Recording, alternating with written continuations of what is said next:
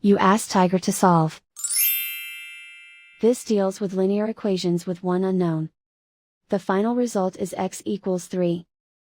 Let's solve it step by step. Group all x terms on the left side of the equation.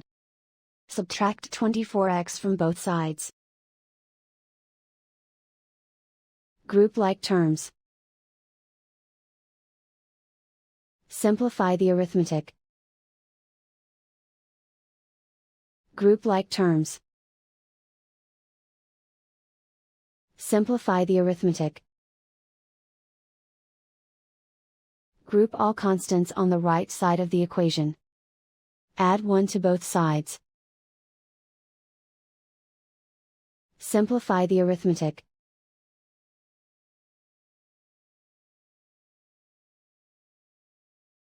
And so the final result is x equals 3.